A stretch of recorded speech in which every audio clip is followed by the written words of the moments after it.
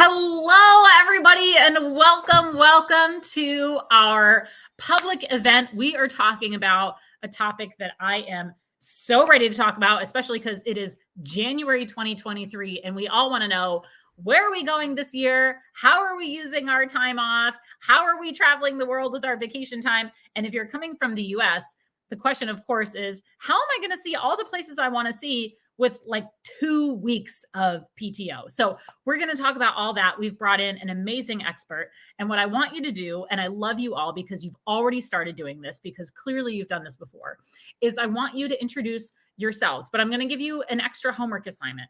Not only do I want to know who you are and where you're coming from, I also want to know, what is your work situation? Do you work full-time? Do you work part-time? Are you a freelancer? Do you work remotely? Do you work multiple jobs? Do you have PTO? Do you not? I'm curious. So take a little time, put that in. We're going to incorporate you into the conversation. And let me take a minute to show you what we're talking about today. So today's topic, your year of travel, how to maximize your travel plans and use your PTO. My name is Beth Santos. I'm founder and CEO of Wonderful, and I'm so grateful to have you all with us. I started Wonderful back in 2009 as a travel blog when I was just doing a lot of my own travel and seeing how women are treated around the world and how we are not always represented and how we need community and support and how we can make the travel industry better for all of us by better representing us. And all of those emotions and feelings came together to form what Wonderful is today, which is an international lifestyle brand and media company where we really center the spotlight on diverse women travelers. We have hard conversations about what travel is and should be. We have fun conversations about where we want to go and why. We go on trips together. We have an incredible creators network of thousands of content creators who are building their own businesses, speaking about the places that they've been and the places that they recommend. We run a conference called WITS. I want to see if there's a slide here. No, okay, I'm going to show you that slide another time. We run a conference called WITS, which is a travel creator summit that helps these creators learn and grow. We run press trips and influencer campaigns. We work with destinations to showcase their stories. And one of my most favorite things is that we have a whole membership community with thousands of women all around the world, travelers, small business owners, content creators that all support each other and help each other. And there is an international home sharing network inside our member community. There are virtual events like this one inside our member community. There are deals and discounts. We go on trips. We have an amazing trip coming up to Edinburgh, Scotland that we're doing, where we're getting a whole bunch of women together and exploring Edinburgh. We have a trip right now happening in Antarctica. It actually leaves tomorrow morning. We have 25 women that are all traveling to Antarctica together, and I cannot wait to show you all what it's like. And then we can all be extremely jealous and live vicariously through them, because the trip that they're on is just a trip of a lifetime. So that's a little bit about Wonderful. If you are familiar with our community, welcome back. If Wonderful is new to you, welcome. I hope we see so much more of you at all of these events.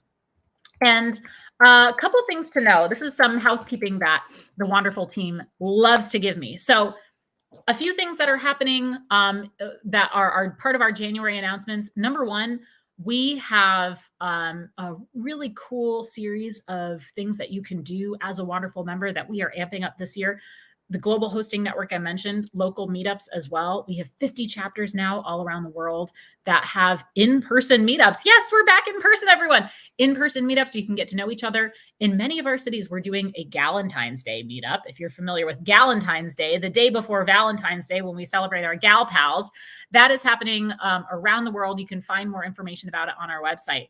If you don't have a Wonderful chapter near you, or if you don't know, go to sheswonderful.com/chapters. You can find our full chapter list there. And you can also find information on how to start your own chapter. In fact, we have an event that is going on next week, January 19th. Is that next week? Yeah, that's 8 days from now. Called Build a Travel Loving Sisterhood in Your City. It's going to be hosted by our director of global chapters, Jordan. She's going to teach everyone how to get a Wonderful chapter of your own started, so you can start meeting people who are local to you, who love travel as much as you do. And if you're in Chicago this weekend, will be at the Travel and Adventure Show. That's a show that we do every year. It happens in 8 cities across the US. And wonderful, we'll have a booth. We are bringing together a panel of speakers to talk about solo travel. So if you're in any of the cities, I think it's Chicago, Boston, DC, New York, LA, what else am I thinking of? Atlanta, Dallas, and there's one more that I'm not remembering.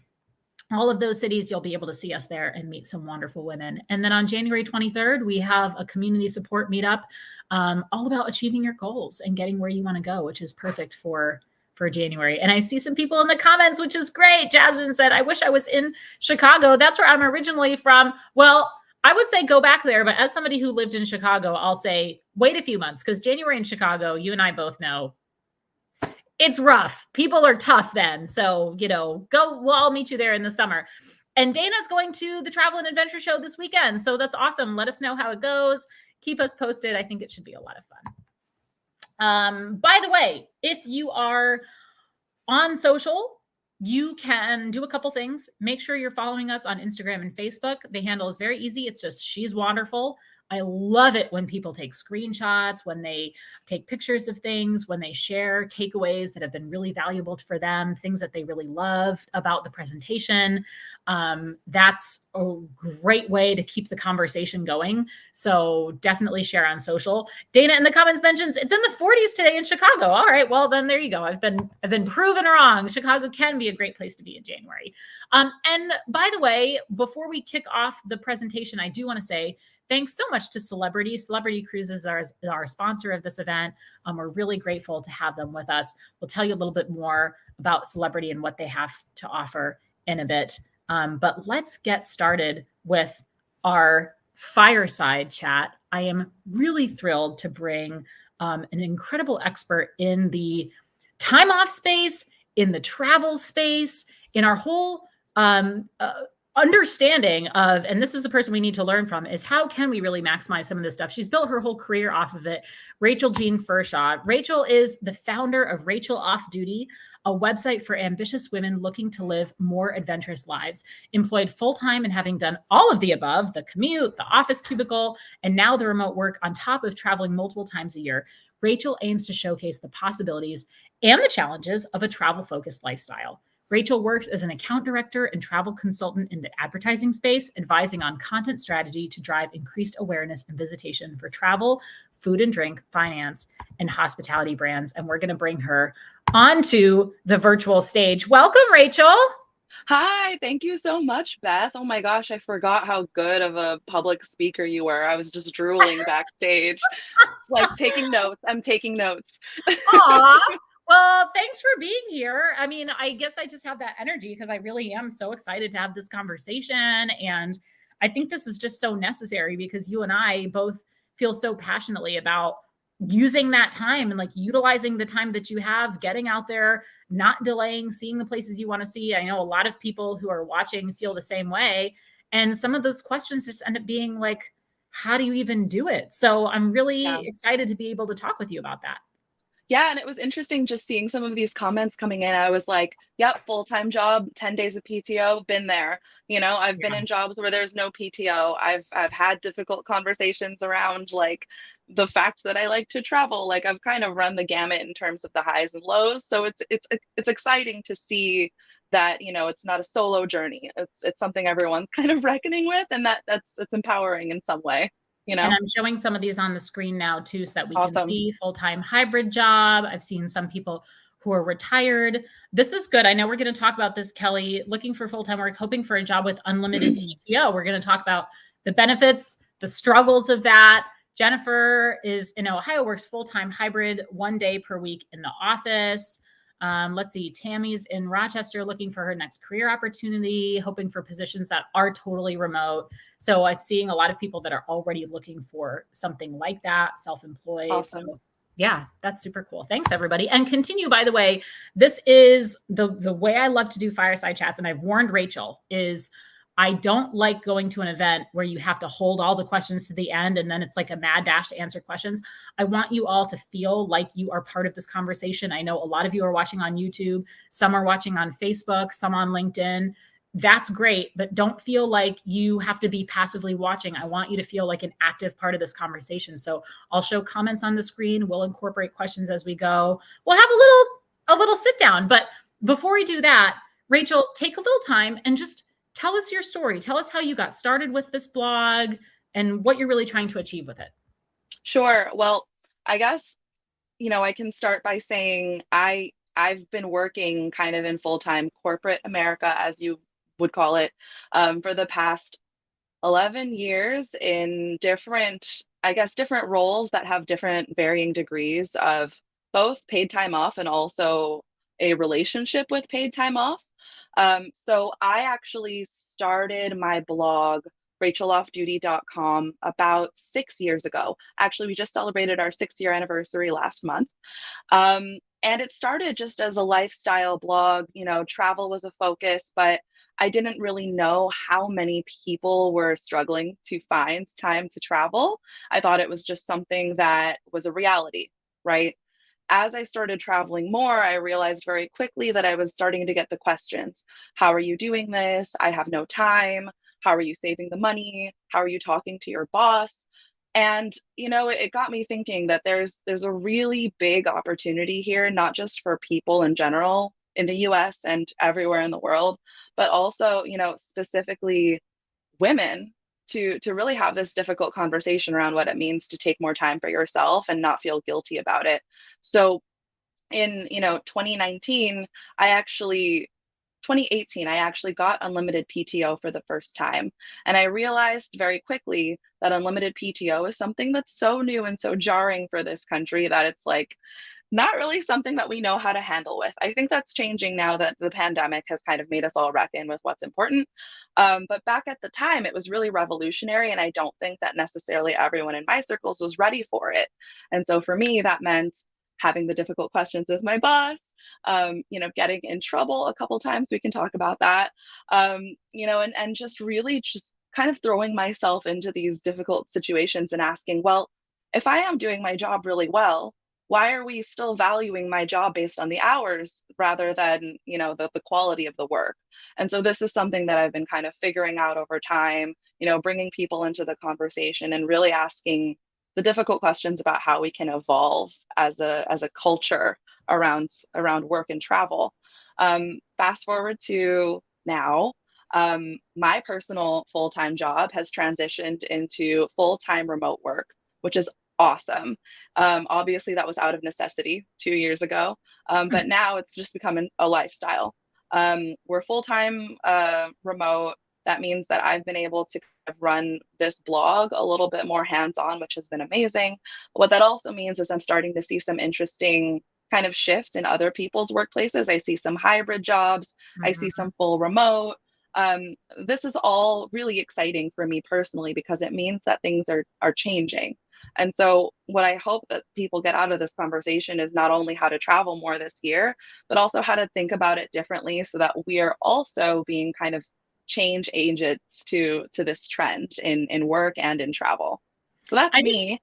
This is like such a wonderful conversation because I feel like every wonderful conversation we have, it's sort of like, we're going to talk about this thing, but then we're also going to kick it up a notch and talk about how we can change the entire industry to make it better for blah, blah, blah. And like, this is what we're doing. It's like, let's talk about, how we can leverage our vacation time to travel more. And then let's also talk about how we can go back to our bosses and advocate for like a better work culture for everyone.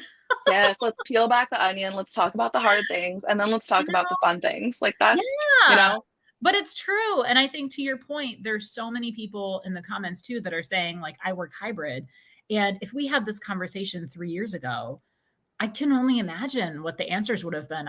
Maybe there would be 2 people that say, I have a hybrid working life. But I do think that that has been something that has changed. I have also seen a lot of companies kind of trying to go back to the old way and, to the chagrin of the employees. So I think we're in this really interesting and unique time for PTO. But I also want to talk about how, you have undergone this shift yourself, where your company in the last few years has brought in like an unlimited paid time off policy. How does that affect your travels? I mean, do you find like how often are you on the road, Rachel? A good amount. I ever since I got unlimited PTO, the thing that I told myself early on was that unlimited PTO means that I should be taking this full privilege that I have to travel at the bare minimum the average amount of days that like the American workforce gets, which I think as of this year is around 15 to 17 days. I should at least be taking that time off because this is the policy that I was given. So 15 to 17 days, that's my personal minimum. I think for people that struggle with the idea of unlimited PTO having no ceiling, it's easier to set a minimum and say, okay, let me at least, make sure that I'm taking 3 weeks for myself this year. So that's kind of how I've thought about it. To answer your question, it's definitely north of 20 days. But that's also because of running this blog and taking mental health days and taking Yeah. vacations with my family and my partner. So it's kind of threefold that I have to think about, which is fun.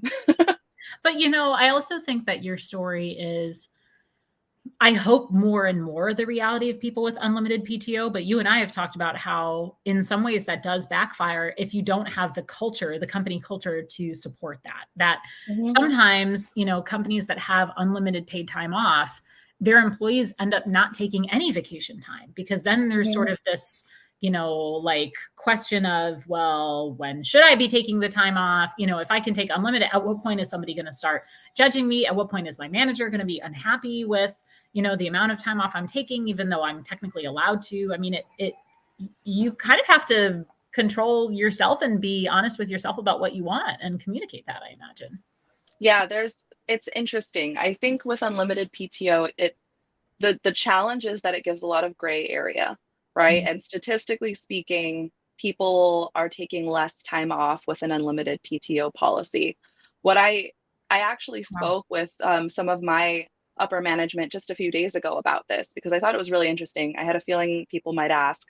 Um, and he actually told me that one of the things that you have to do with an unlimited PTO policy is really ask and have a conversation with your management about, you know, what does this look like? Maybe ask your peers how many days off they're also taking, kind of feel it out, get an average, and really have a conversation about how they are thinking of unlimited PTO. Mm. What are the ways I can do to set myself up for success and to set you, my manager, up for success when I'm taking time off? How can I help my peers? How can I go above and beyond when I am working, so that when I step away, there are no concerns or questions about my role here, when I am sort of out of office or offline. So it's kind of having those conversations and asking those questions. I myself didn't really ask those questions my first year of unlimited PTO. I was like, all right, bye, I'm going to Australia.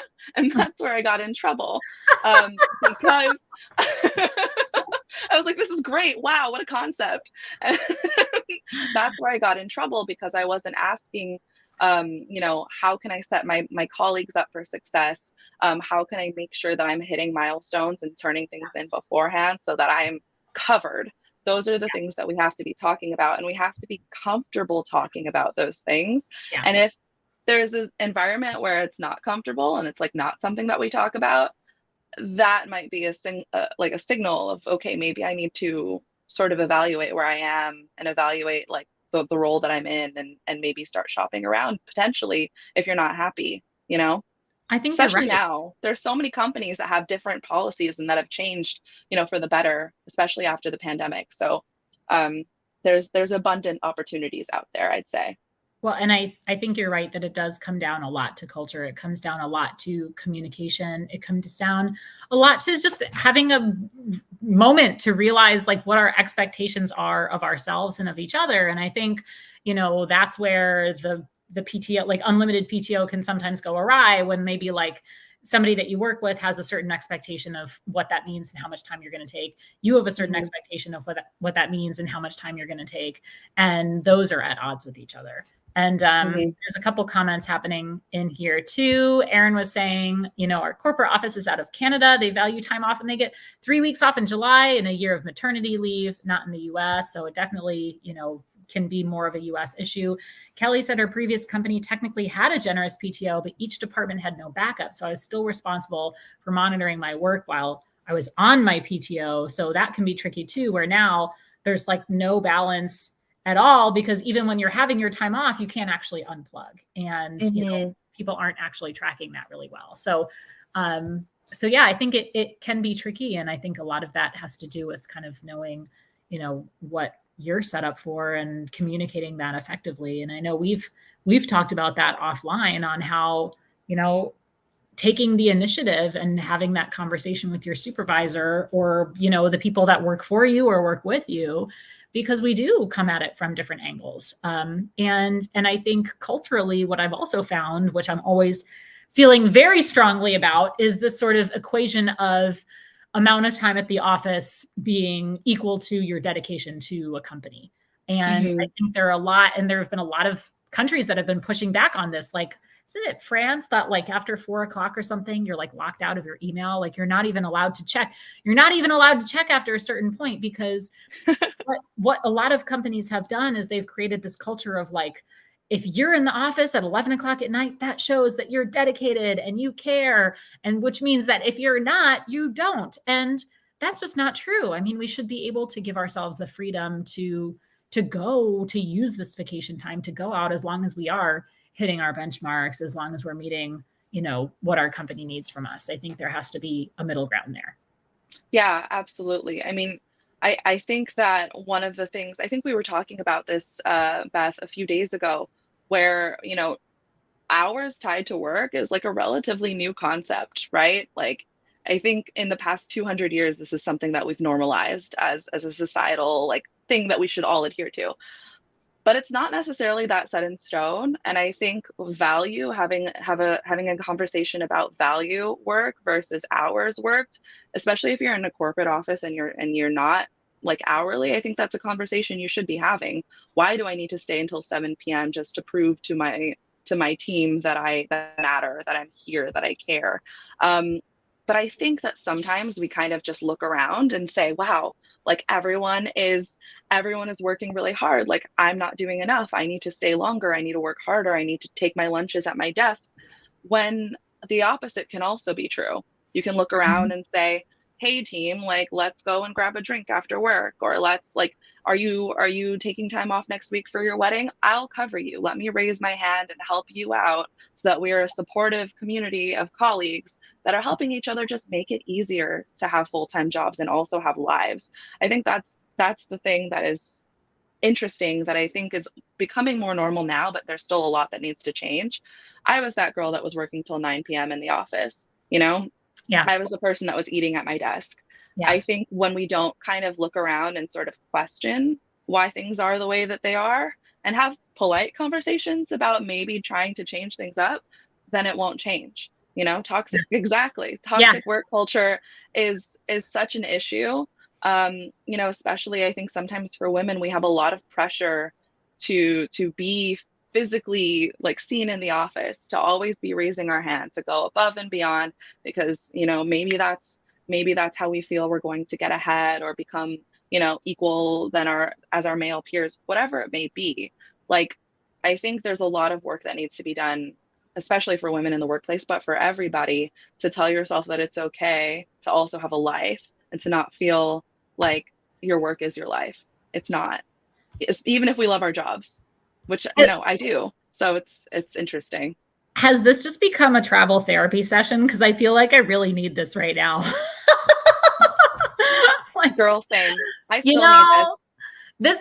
It's the system. Let's beat that. No, but it's true. And I think all of you are saying the same thing too. I mean, half of this conversation, and we're going to talk about travel, because I know that's why we're all here, but half of this conversation is enabling us to get to that point in travel. And in order to do that, that is the fact of the matter, is that we have our working life and then we have our other life, which is, I had a professor once who he would always laugh at the topic, the comment of work-life balance. Cause he was like, so basically you have working and then you have living. And when you're working, you're not alive.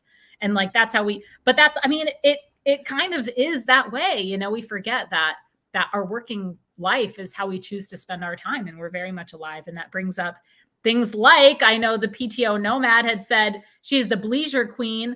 I want to talk about bleisure travel, but actually what I want to do is take a little tiny commercial break. And I want to bring up this slide again, which talks about, so Rachel, I'm going to set you off into the corner here. And I want to bring up, because I have a really beautiful message from a celebrity that I wanted to bring up, which I mentioned earlier, is helping us to keep this conversation going. Celebrity Cruises' iconic X is the mark of a fleet of 16 award-winning ships redefining luxury cruise travel with cool contemporary design and accommodation, dining, spa, and entertainment experiences for modern tastes, and culturally rich and diverse destination experiences, all complemented by warm, personalized service. Celebrity has pioneered many industry firsts at sea, including the first use of solar panels on a cruise ship, the first to eliminate use of plastic water bottles, the first American female captain of a cruise ship, the first ever all-female bridge and officer team sailing, the first West African woman to work on the bridge of a cruise ship, and one of the first legal same-sex weddings performed at sea. Driven by wanderlust and a passion for opening the world, Celebrity journeys to all 7 continents, visiting nearly 300 destinations in more than 70 countries. And again, they're really helping us to make this event happen. So thank you to them. Can we talk travel? Let's talk travel. Yeah, let's do it. So, we're talking about maximizing your travel plans, utilizing your PTO. I think a point to be made here is the fact that you don't have to be living or working. You can, in fact, be living and working. And that's what leisure travel is. How much of your time, like when do you completely take time off and say, I am traveling, this is travel, I'm working on my blog, I'm doing what I need to do, versus saying, I'm going to try to put in some work hours and check in? What is that balance? Yeah.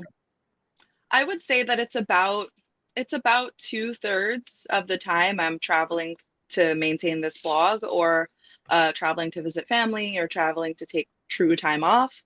About a third I'm traveling for conferences, meeting with clients. I work in sales. I'm on the sales team. If anyone else is here, it's an interesting role because while I'm remote, I'm also making sure that I'm visiting my clients, having FaceTime with my colleagues and my support teams, and doing a lot of that work in person, which has come back, thankfully in the past year. So I'm doing that as well. I'm going to conferences like WITS, and also conferences for work. There's some leisure girls in the chat, some leisure guys potentially. Like I do that too. Whenever I'm traveling for a conference, I always try to stay afterwards. But yeah, it's about a 2/3 to 1/3 split, I'd say. How do you decide? What are your best tips for deciding, am I going to actually take time off and enjoy this, or am I going to fit it in? Do you have some sort of like mathematical equation that you're looking at, so you're not taking up too much vacation time? What's your thought process going into it? Yeah, actually very systematic, but it's because of the nature of this blog. If anyone goes to my Instagram at Rachel Off Duty, you'll see that I actually chronicled my PTO from 2022. I might do a follow-up post where I talk about exactly what those days were, whether they were vacation or blog or work sort of trips that turned into leisure trips. So you can go check that out. I think it's really interesting. The B in leisure stands for business. So business and leisure. So if you're taking a business trip, let's say like a conference, maybe you might add a day or two afterwards to see the city, to check out, local attractions, to visit a friend. That kind of blended trip is what we're referring to when we say leisure. So in terms of how I decide, I think 2 things. The first is that I'm prioritizing where I need to be for work first, of course. Like this is the company that is employing me, paying my bills, like that's where I sort of plan my life around. I've got conferences to go to. Great. Let me make sure that I am free to go to those. Let me make sure that I'm taking care of my clients, taking care of my team. And then where do I go around that? So March is usually a good month for me. Like the year has sort of settled in. I'm not going to as many in-person meetings. March is usually a good time for me to peace out and hop over to another country. So I plan around those pockets. Whether or not I'm taking a full vacation day or just working remotely from somewhere else, that'll just kind of depend on whether or not I think something worth taking time off for, whether it's a mental health day or like an activity I really wanted to do, or a road trip where I know I won't have Wi-Fi. But I also find a lot of creative ways to work remotely. Working from planes is my jam. I know it's not everyone's jam, but I really like it. It's where I get my best writing done. And working from planes means I'm not taking the day off, so that's great. Um, yeah, I mean, it's some people really love red eye flights, which I respect that taking a red eye flight means that you normally Mm, have an got extra it. day to Yeah, travel. right. But I love traveling during the workday and working from the plane. If you have that flexibility and you can fly on a carrier that gives you Wi-Fi, it's kind of a great way to sort of double dip and get to your destination sooner, sort of maximize your time. But yeah, I think those are some of the things off the top of my head that sort of I take into account. It all starts with making a schedule now at the beginning of the year. So, like I mentioned before, sort of mapping out what are the crucial times that I need to be at a conference or in person with my team or in person with my clients, Hmm. mapping those out, blacking those out on your calendar, and then taking a step back and looking at your holidays, like the federal holidays that different countries get, the number of days off that you get, and how you can sort of manipulate that into an abundance of time to travel. Because really, even 10 days off, when you add that up with federal holidays, all your Saturdays, all your Sundays, that's like a third of the year. I think Yeah. sometimes we forget that because we've been told that like, travel and time off is something that you should do sparingly. When in reality, there's a lot of ways to sort of maximize that mindset and also maximize that time. It's just a matter of kind of sitting down and planning it all out. I love that you are, advocating for this because this is something that we can do right now. It is January. We can look, you can get out an old fashioned paper calendar if you want and flip through and go, okay, what are the days that I know? Because then you're not going to get caught in the situation of you're in December and you're like, oh, crap, I didn't actually use all the vacation days that I wanted to, Mm-hmm. or I could have maximized this in a way that I didn't. I could have gone on a trip, but I just didn't plan accordingly. So I think that makes a lot of sense.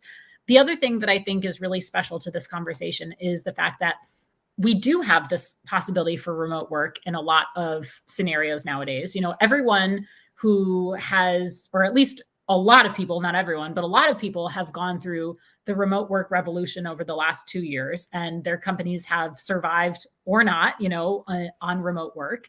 And so I think we've done it now, and we can do it again. And I think you're bringing up some really good points, especially regarding the fact that sometimes, in my experience, PTO is not on days, it's hours. So you can Mm-hmm. say, okay, I'm going to work remotely, and then I'm going to take 5 hours of PTO. So I'm going to do like a half day of working, and then I'm going to go, and maybe you make that into a long weekend. Maybe that's a way that you can kind of manage that bleisure travel a little bit more without necessarily saying, okay, I need to use all my 10 days of PTO in order to go on this one 10-day trip. And then that's it. I have nothing else for the rest of the year. Mm-hmm. Yeah, Um, absolutely.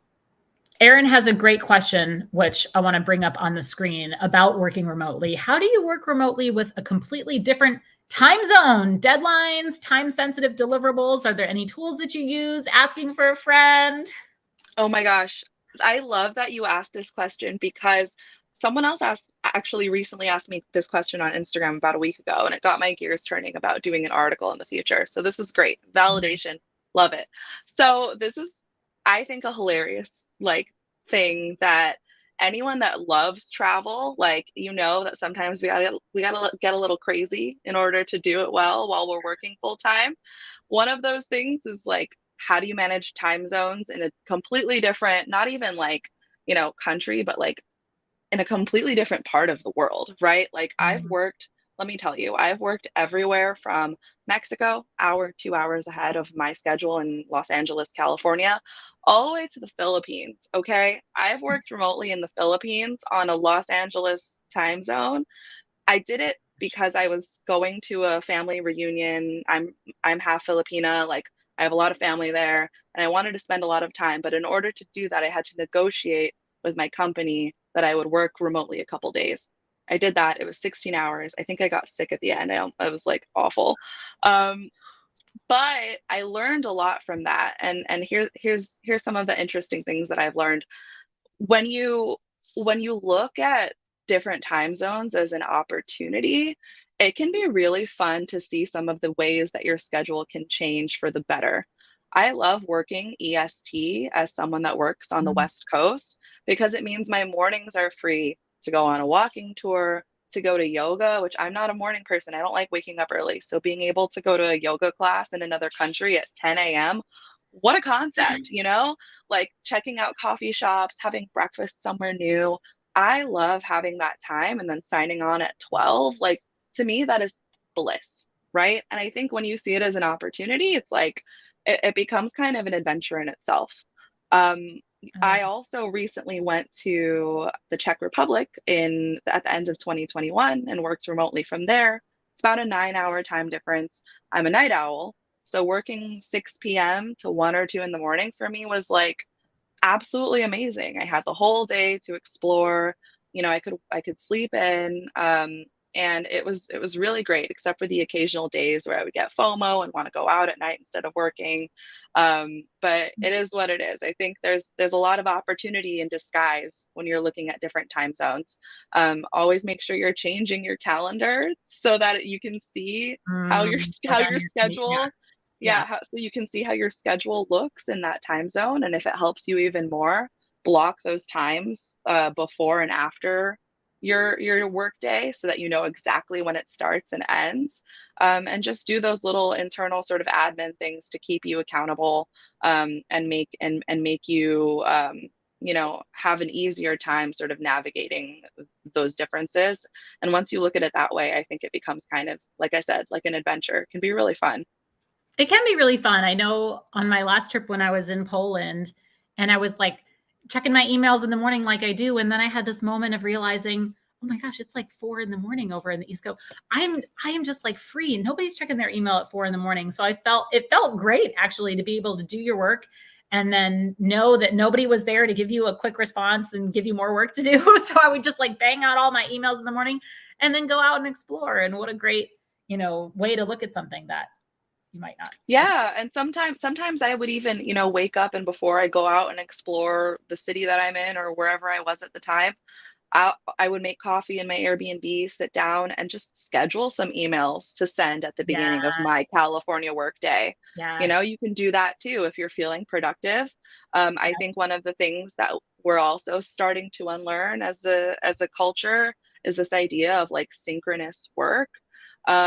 Asynchronous work and working when you feel most motivated, most valuable. Um, Yeah. that should be easier. And one of the ways to do that is like scheduling your emails, getting ahead of your roles so that like during the workday, you're smooth sailing. I mean, Yeah. why not? If you've got the time and if you're feeling really fired up at a different time of day, have at it. But also know that you should counterbalance that by taking time for yourself, in the moments that you are feeling overworked. Working Yeah. remotely means you can go out and like have lunch somewhere new. Like how cool. I love being able to sort of blend those two worlds. I love that. Now you're getting me like, oh, does anyone else feel like I just want to go somewhere now? I, and I know we talked about some of the great resources that are out there that didn't even exist a few years ago. Now, Mhm. even though some of us love travel planning, there are whole organizations now that will do all the planning for you and actually facilitate a remote work experience. Remote Year is one. I know you just did one. Noma. Noma, yeah. Oh my gosh. Remember when I told you I disappeared last March? I went to Belize with an awesome new company called Noma Collective. And I kind of took a leap. It was a new company at the time. I wanted to be the first to write about it. And so I kind of like secret shopped it. But for me, it was such an amazing release because as someone that plans a lot of travel, um, I didn't have to plan a thing. You know Yeah. what I mean? I didn't have to How did it plan work? How did it anything. work? Yeah, explain it. I booked you I mean every company like Remote Year, Outsite, Noma, Sojourn, all of these companies work a little bit differently. But in essence, what you do is you sort of sign on for most of them are around four weeks at the minimum or more. You, Yep. you book as if you were booking like a hotel stay almost. You're like booking 21 days or 28 days instead of the like 2 or 3 nights that you normally would. Yep. And what these companies really try to do is facilitate good Wi-Fi, good community events and culture. social events. So if you're in a new place, you don't feel like you're isolated, and resources so that you can sort of continue to grow and have that sort of work mindset in a new place. Noma was really interesting because in addition to having like good Wi-Fi and working in Belize, which I absolutely loved, they would do workshops where they would invite people to sort of speak about something or teach people different skills that they Oh, that's learned. really cool. I teached I taught people salsa dancing last You year in Belize. did? How fun is I that? did, which I really didn't. I was like nominated to do it before I even got there because it was in my Slack bio that I like salsa dancing. And so I showed up. People I didn't even know were like, "Are you Rachel? Would you like to teach a salsa class on Wednesday?" And I was like, "Yeah, like I'll give it a try." But I think it's like one of those things that's so fun when you go to another place and you put yourself out of your element. You can kind of see like what kind of person you are because you're out of your routine. And I became someone that taught salsa. Like what? You know? Like what? Like those are the things that I love, you know? So like whether or not you plan that yourself Oh, or you go with a company that does the work for you, whatever you need to do, right? The resources exist now in a way that like they didn't before. right. Um, so You really can take advantage of that. Well, yeah. and I know that you have put out, I think it's on your Instagram. I was going to show it on the screen and I forgot. We'll share it in an email. You have a whole suggestion guide because I know one of the questions that you get a lot is where should people go? If you have Hmm. limited vacation time, where should you be going? And you actually kind of got this down to a science. Can you tell us a little bit more about like the science that you made on where you should go based on how much vacation time you have? We can call it unofficial science. Unofficial science. Unofficial science. Okay, so this is what I have mapped out because I have gotten so many questions about where to travel based on the number of days that you have. So I'm working, okay, I know there's some people from Canada, Australia, other countries. I'm working a little bit in a North American mindset here, so forgive me. But a lot of us are working with like 15 days or less in the US. If you have 1 to 3 days, I really recommend looking at those opportunities to take day trips, weekend trips, visit your US national and state parks. You know, try to go somewhere that's maybe no more than an hour flight or a 3 hour drive away. Yeah, here's There you the go.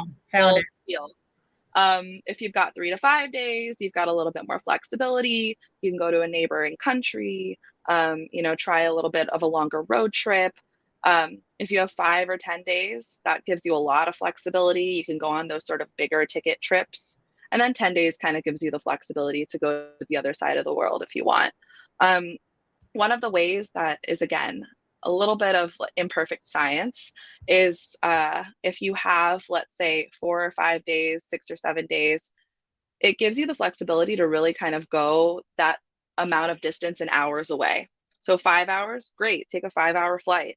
10 days of PTO, great, fly to Dubai. Like, why not? But try to make it appropriate for the amount of time you have off so that you're not making it a stressful process while doing it, because the last thing that you want is to be stressed out by your travel, feeling like you just got there and you have to rush back so that you could be ready for work on Monday. That's not what this is about, right? This is about having it be fun, having it be good for your mental health, good for your life, good for your lifestyle. So if you kind of plan it around the number of days you're working with, it's a good rule of thumb to kind of keep you sane and actually let it feel like a little bit of a release, which is what it should be. And I love that you're also kind of not measuring travel by miles per se. In general, you're kind of measuring the impact of travel by what kind of experience you're having. And, if you only have a day or two, you can still have a really cool travel experience. You can go to a city you haven't been to before. You can go to a national park, So I think that's a mistake for people to think like, well, I need to have, of course, we all want to have 365 days of PTO, but you can Right. still have, you can still have amazing travel experiences with limited time. And sometimes that's just about making sure you're adding a vacation day to a long weekend. So you've got 4 days instead of 2. Maybe that means, finding ways to work remotely, but that also might just mean looking at your destination and seeing, one of the things I had been thinking about was, even looking at, okay, what's your nearest airport and what are the direct flights from there? You know, what can you get to fastest? So that let that be, if you haven't been to all those places yet, let that top your list, right? So that now you know you're not going to spend the whole day, you know, going on layovers and, you know, taking 2 or 3 flights. Just start there. And, you know, doesn't mean that you can't go to other places later, but really just finding where those priorities are now. Yeah, So you just reminded me of something. I think I forget who said this, but I there's a saying about, you know, one of the reasons we don't travel as much is because we focus too much on the destination. You know, some of the I think the people that travel the most are the ones that like maybe don't even really care about the destination as much, but about the adventure, right? And so you mm, can go on like, I don't know, Skyscanner and like type in your home airport and see what the cheapest flight to who knows where might be for the dates that you're yeah, trying to travel. And like, why not, just right? go. I mean, like, why not? Like, I went to Alaska in 2018 that way because I was like, I have a 4-day weekend. I'm going to take a Friday off. I've got the Monday as a federal holiday. Like, where can I go? There was a really good sale on JetBlue and or maybe it was Alaska Airlines. And I went to you know, I booked a flight to Anchorage immediately. And I was like, I'm going to go on a solo trip. It's going to be the best weekend of my life. I told my parents, and my mom was like, absolutely not. I'm coming with you. And so we had a mother-daughter trip to Alaska on a complete whim, you know? And so like sometimes like being able to sort of let go a little bit and allow yourself to remember the adventure of it all and just like see where things can take you, that's really fun too, I think. I think that's great. I think reframing what travel is and what travel should be is something that we should do all the time because you're right. You can have amazing experiences close to home. I am also a huge fan of just straight up budget travel. Like, yes, go to, you know, Kayak Explore or Skyscanner everywhere mode or whatever those are and just see like, what's the fastest, cheapest flight I can take to a place I haven't been before. And just, Yes. I love just my husband and I almost never plan things anymore because we're like, just show up and figure it out as you go. You know, I think that that can be over planning. You're like building up so many you're expecting so much of yourself and so much of that trip. And I think especially if you only have very limited vacation time, I think sometimes we set so much stress on ourselves because we're like, okay, I only have this much time. This better be a really, really, really good trip or I'm going to ruin it. Hmm. Hmm. And, you know, that's not going to help us either. Like, I think just letting yourself enjoy places for what they are can make a really big difference. Yeah, I think you can plan if you plan like a 4-day smaller trip where, you know, it's in a destination you really wanted to go to, or, you know, and you know that you're going to unplug fully. Great. Let that be your beacon that you look forward to, but know that you've got other days in the bank that you can use for these more active trips, you know, for these road trips, for other, for seeing what else is out there. And allow yourself to be open. Like, don't let the 10 days like be the end all be all, sort of like, you know, death sentence, if you will. Like, Yeah. let it be something that you look at and map out kind of like a puzzle.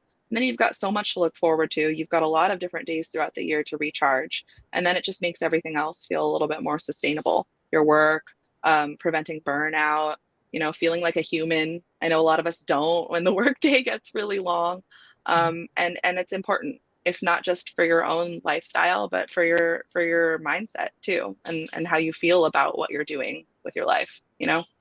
So we've got 10 minutes left.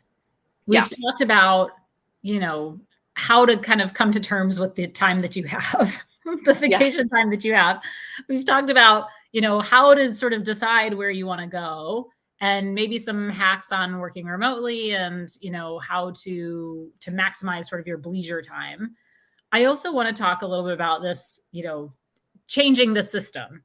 And I know you have also looked into and talked about things like how would you maybe approach a supervisor or your HR department and advocate for more PTO? How do Mhm. you, you know, make sure that that conversation is happening for everyone? Or should you just get up and leave? Like, at what point is that job no longer serving you as much as you're serving it and you need to get up and go? What kind of career advice would you give? It's interesting because I know that this work is hard because I've had really less than savory conversations with a bunch of different managers across a bunch of different roles across different companies about whether, our way that we look at travel is normal. How, and maybe you don't have to ask that question. Don't ask if the PTO is normal. But one of the things that I would always say is, hey, my travel is really important to me, not just as a lifestyle, but because I have this blog, I've got, these things that I'm working on. I care a lot about this job. I want to make sure that that continues to be known when I am taking the full extent of my vacation policy. Can you give me some advice? I think you don't need to know all the answers. I think every boss is different, every team is different. But if you don't give those concerns a voice, they're just going to continue to live rent free in your head and nothing's going to change. So I think one of the most impactful conversations I've had with management, across the board over the years is just reiterating again and again and again, hey, I really care about this job. You know that I have, this blog, or I care about travel. Like that I've got this family trip or this anniversary trip or whatever it might be. I would like to make sure that I'm set up for success. I would like to make sure that my colleagues do not perceive me the wrong way for taking this vacation. How can you, as my manager, help me to do that? How can we work together? And like starting there from that honest place is like the only way to make something change for you so that you don't feel so stressed out taking time off. And I think as a manager myself, I think that that's the best compliment, honestly, for somebody to say, I really care about this career. I really care about this job. How can we make sure that this is working for all of us? Like, I would hope that, a good management team would understand that everyone has interests outside of work. We're human. Like, you are not a robot. Unlike what one person said that her management team was expecting from her. We're not robots. So, if you're coming at it from this very mature perspective, which is, I love this job. I want to do really well by all of you. And I want to make sure that I'm taking time for myself so that I can be the best employee and the best person on this team as possible. How can we make sure that we're doing that? I mean, I think that that's like a really powerful place to come from. Yeah, the last thing that any company wants you to do, like truly, is to resent the company for preventing you from having that life in addition to your role. If there is any like sort of toxic culture, that's where you need to start, asking yourself like, hey, is this the right place for me? I've got different priorities potentially. Let me at least, see what my options are. Know that you always have options, right? But I think you're not going to know where you stand in your current role unless you start asking, even confiding in colleagues before you go to your manager, whatever you need to do. Having that conversation is like there's only up to go from that conversation, And I think, a couple people I know are job hunting, and I know Kelly asked the question about negotiation tips. And I would probably come to a negotiation in a similar fashion and just say, I really want to make sure that I'm putting myself in the best position to be successful at this company and that I can help you to the best of my ability. And some of that means achieving a good level of work-life balance. And would you consider, updating your pay time off policy or, having more remote work options, et cetera? Yeah, I actually have a guide on racheloffduty.com specifically talking about how to ask your boss for more paid time off or how to negotiate that paid time off with a new role. So if you want to check that out, it provides a lot of actionable, insights and suggestions, especially from some of my own experiences as well, and talking to HR teams and people teams about how you can do that well and how you can potentially make it work in your favor. And everyone who is watching, we are going to follow up with an email with resources. Rachel has a ton of really helpful resources on how to, like she was saying, kind of ask your manager for that, how to utilize your PTO. We'll share all of that in there. We also have a special link for you to sign up for Wonderful membership if you're not a member yet. So hopefully you'll be able to join for more conversations like this and be part of these dialogues again and again. We do these every month, a couple times a month. So we want you to be able to be there, and we'll send that all your way. If you didn't RSVP on Eventbrite, you can always just shoot us an email. I'll drop our email in the chat as well, and we can make sure to get you all of those resources. And finally, my final point on this is that this whole session is recorded. So if you're watching this on YouTube, you can come back to the same link on YouTube and watch it again. Facebook and LinkedIn, same thing. So you'll be able to come back and watch this.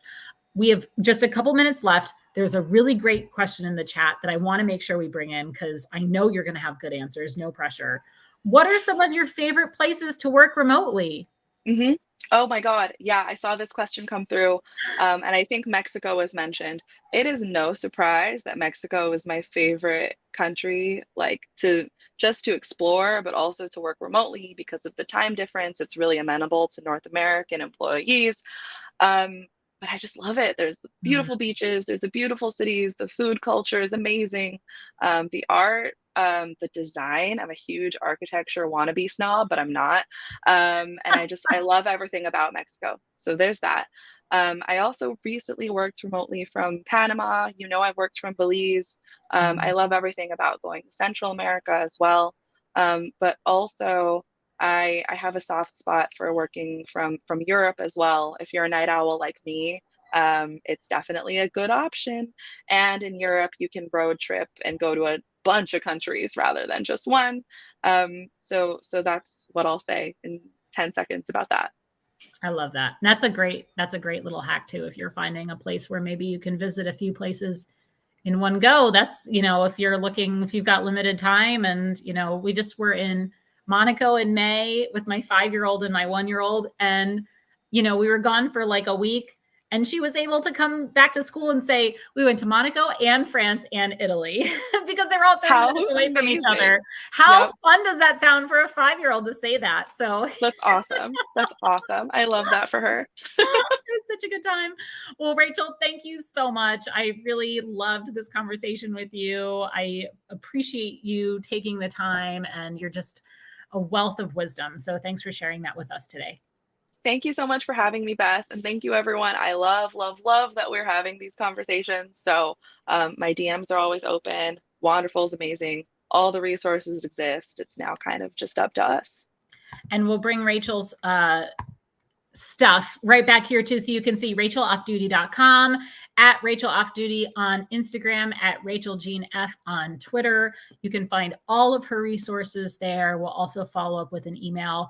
Thank you everyone so much for coming today. Have a wonderful rest of your day and bon voyage wherever you're going next. I hope your next trip is amazing. Thanks everyone. Thanks guys. Bye. Bye.